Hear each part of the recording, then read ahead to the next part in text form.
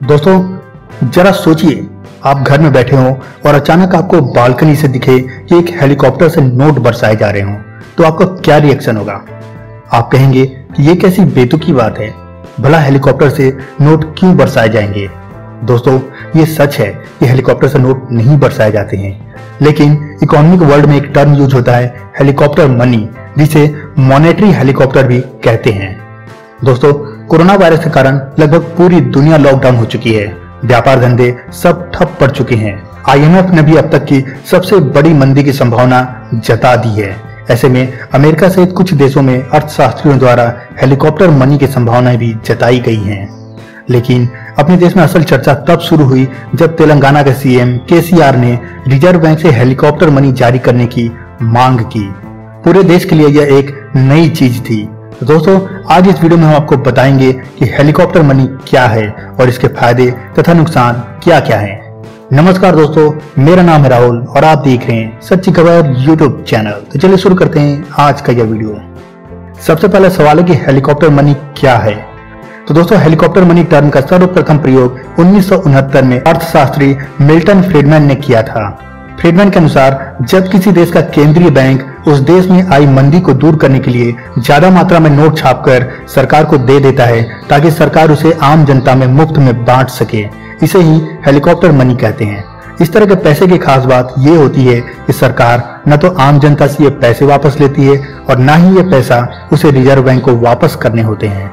यानी एक तरह से यह प्रतीकात्मक रूप से हेलीकॉप्टर से पैसे बरसाने के जैसा ही है, क्योंकि जनता को इस अप्रत्याशित धन की उम्मीद नहीं होती है और आम जनता के लिए अच्छी बात यह होती है कि उन्हें भी इस पैसे को वापस करने की जरूरत नहीं होती है। दोस्तों अब सवाल ये उठता है कि हेलीकॉप्टर मनी की जरूरत क्यों पड़ती है। जब भी किसी देश की अर्थव्यवस्था भारी मंदी की चपेट में आती है तो गहराते आर्थिक संकट के बीच वहां की सरकार लोगों को इस उम्मीद से मुफ्त में पैसे बांटती है ताकि इससे उनका खर्च और उपभोग बढ़ेगा और देश की अर्थव्यवस्था सुधरेगी।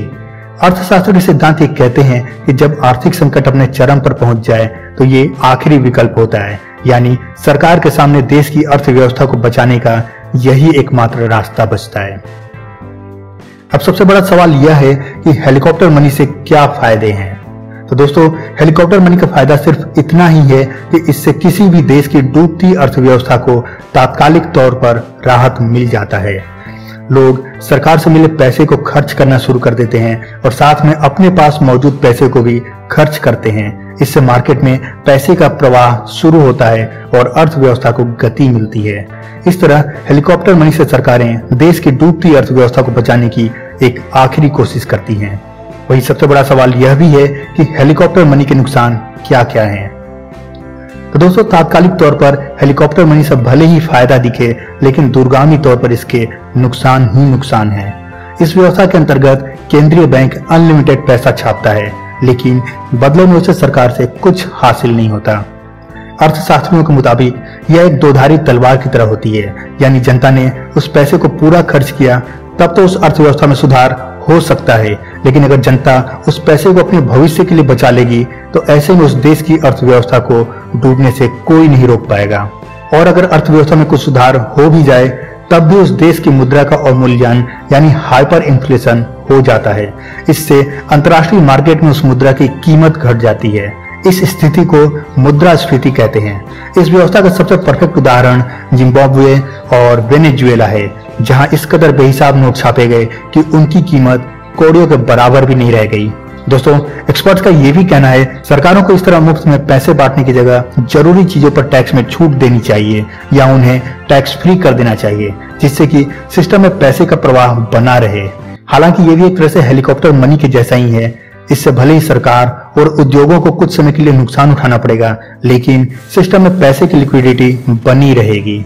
दोस्तों हालांकि अभी तक अपने देश में इस तरह की नौबत नहीं आई है, लेकिन अगर लॉकडाउन मई में फिर से बढ़ाने की नौबत आई तो सरकार और RBI को इस पर गंभीरता से सोचना पड़ सकता है।